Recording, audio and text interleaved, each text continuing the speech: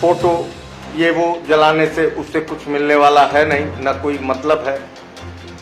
लेकिन अब जो हो गया है, अच्छा हो या बुरा, हम सब जयप्रकाश मिश्रा के साथ हैं, रहेंगे।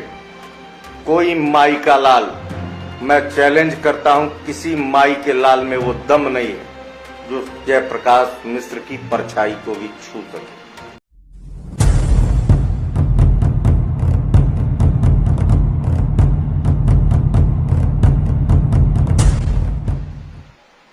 सबको प्रणाम करता हूं। तत्काल मुझे फिर लाइव आना पड़ा। उसका ये कारण है कि सतपाल तंवर नाम का एक व्यक्ति है भीम आर्मी का, जिसने खुला चैलेंज दिया है जयप्रकाश मिश्रा को, जो कि गोरखपुर बड़हलगंज थाना अंतर्गत कल्याणपुर के रहने वाले हैं। उनको वह अपने बहुत सारे, उसने दावा तो 1.5 लाख लोगों का किया है विभिन्न वीडियो में, वो आएगा और चूहे की तरह घसीट के लेके जाएगा। उसका कहना है कि सवर्ण समाज के लोग हरदम SC/ST एक्ट का विरोध करते हैं, आरक्षण का विरोध करते हैं। मैं इस चूतिए सतपाल तंवर से कहना चाहता हूं, जाति पाति और इस तरह की बातें करके वातावरण को खराब करने की बजाय एक बार अपने ठंडे दिमाग से अवलोकन करो। और मैं दावे के साथ कहता हूं, अंबेडकर ने मात्र 10 वर्षों के लिए संविधान में आरक्षण की व्यवस्था की थी। मुझे आशा ही नहीं, पूर्ण विश्वास है, तुम जैसे हरामखोर मुफ्तखोर, मुझे माफ कीजिएगा, दिमाग में गुस्सा आज बहुत ज्यादा है। जिस दिन तुमको ये मालूम हो जाए कि बाबा साहब अंबेडकर ने 10 साल के लिए ही आरक्षण का प्रावधान किया था संविधान में और वो लागू हो जाए, उसके बाद तुम लोग बाबा साहब को भी नहीं पूछोगे, तुम्हारे लिए बाबा साहब अंबेडकर का कोई मतलब नहीं रहेगा। बाबा साहब अंबेडकर की प्रतीकात्मक जो है चित्र को जलाना गलत है। तो चूतिए सतपाल तंवर हमारे आराध्य देवी देवताओं के जो है चित्रों पे जूतों की माला पहनाना, उनके चित्रों को सार्वजनिक रूप से सड़कों पे जलाना, ये कहां का न्याय है? इसका जवाब तू दे। और तूने कहा कि योगी आदित्यनाथ के संसदीय क्षेत्र के कल्याणपुर का तो तेरा ज्ञानवर्धन करता हूं। यो योगी आदित्यनाथ का संसदीय क्षेत्र नहीं है, कल्याणपुर बांसगांव संसदीय क्षेत्र का एक इलाका है। वहां के सांसद श्री कमलेश पासवान जी हैं। और तूने कहा कि गोरखपुर आके उसके घर से घसीट के चूहे की तरह तू लेके जाएगा दिल्ली। बेटा, ये गोरखपुर है। जहां तू आने की बात कर रहा है ना, वहां का एक लड़का आज के 20 वर्ष पूर्व थोड़ा सा अपने रास्ते से हटा था।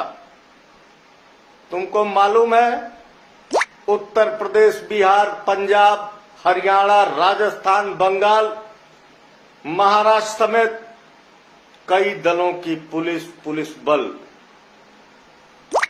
परछाई तक नहीं छू पाए थे। STF स्पेशल टास्क फोर्स का गठन करना पड़ा था। बेटा, जरा सा इतिहास और भूगोल पढ़ लेना, कहां आने की तू बात कर रहा है। STF का गठन करना पड़ा था, तू उस भूमि पे आने की बात कर रहा है। तू क्या समझ रहा है कि सब डर जाएंगे? मुझे लगता है तू बेवजह नेतागिरी करने का काम कर रहा है। तुझे मालूम है कोविड काल चल रहा है, तू अपना नेतागिरी चमकाना चाहता है। ऐसा करके सवर्ण, दलित या जो भी हैं उनमें खाई करने का तुम काम कर रहा है, एक दरार पैदा करने का कार्य कर रहा है। हम सवर्ण समाज के लोग कभी दलित भाई का विरोध नहीं करते हैं। हम कहते हैं एससी एसटी मुर्दाबाद, मुर्दाबाद रहेगा। हम कहते हैं आरक्षण मुर्दाबाद, वो मुर्दाबाद रहेगा। हम किसी गलत कानून का विरोध करते हैं, हम जाति का विरोध कभी नहीं करते। आज भी हम एक दूसरे के पूरक हैं। एक दूसरे के बिना श्रेष्ठ समाज की परिकल्पना ही नहीं की जा सकती। आज भी बहुत सारे हम सब आपस में मिलजुल के रहते हैं, लेकिन तू स्वयं देख ले, आकलन कर ले, एससी एसटी एक्ट कैसे न्याय संगत है, आरक्षण कैसे न्याय संगत है। तुम साले मुफ्तखोर लोग, केवल हर माल मुफ्त में चाहिए। मैंने कहा मुफ्त की बात जहां आएगी तुम सिर्फ मुफ्तखोरी के लिए लड़ते हो, जबकि वास्तविकता यह है कि सबसे बड़ा, अगर दलितों का सबसे बड़ा दुश्मन कोई है, तुम्हारे समाज के ही उच्च पदस्थ लोग हैं। तुम जैसे लोग हो। गरीब दलितों को आरक्षण का लाभ कहाँ मिलता, बता मुझे, कहाँ मिलता? मैं तो देख रहा हूं जमाने से, जब से पैदा हुआ आज तक, जो दलित गरीब था आज भी गरीब है, उसकी स्थिति में कोई परिवर्तन नहीं हुआ। तुम्हारे नेता, तुम्हारे आईएएस आईपीएस सारे के सारे आरक्षण का लाभ वो उठाते हैं। कभी तुम आवाज इसके लिए क्यों नहीं उठाते कि सवर्ण समाज के दलित समाज के उच्च पदस्थ लोग हैं, जो क्या नाम है, मजबूत हैं, उन्हें आरक्षण नहीं मिलना चाहिए? कभी आवाज उठाई तुमने? नहीं उठाई। क्यों? मुफ्तखोर हो, तुम्हें राजनीति करनी है, तुम्हें गंदी राजनीति करनी है। चूतिए आरक्षण और एससी एसटी एक्ट की बात करते हो। यह सारी लड़ाई हमारे राजनीतिक दलों द्वारा उत्पन्न की गई है इस देश में।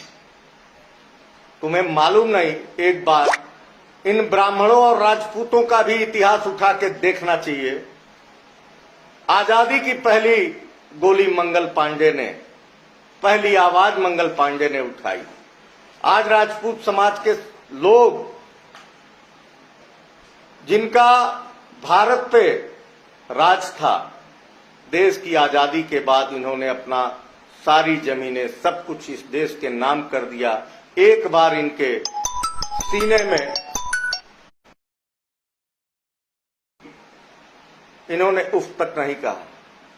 और मैं तुमको खुला चैलेंज देता हूं, सतपाल तंवर अगर अपनी मां का दूध पिया है, सच्ची औलाद है, अपने बाप की औलाद है, एक बाप की औलाद है, तो तुम केवल गोरखपुर आ जाना बेटा। मैं वास्तव में तुमको बताता हूं यार, तुमको भागने की जगह नहीं मिलेगी, तुमको पता नहीं चलेगा, तुम एकदम पगला जाओगे किधर भागूं। ये वीरों की धरती है गोरखपुर। और हमारे यहाँ का दलित या सवर्ण इस तरह की बातें नहीं करते। तुम बाबा साहब की फोटो की बात करते हो तो उससे पहले तुमको ये भी सोचना चाहिए कि किसी के आराध्य देव हम लोग कितना बर्दाश्त करते हैं।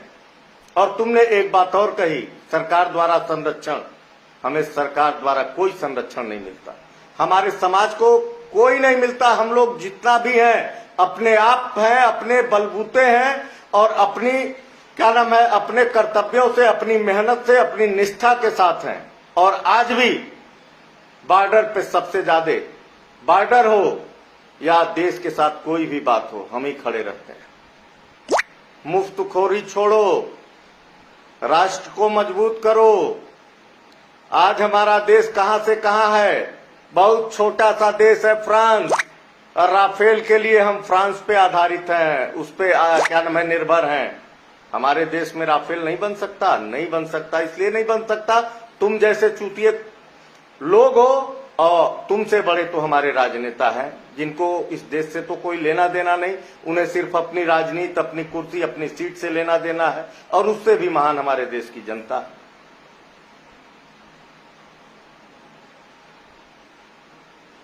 मैं तुमको खुला चैलेंज देता हूं,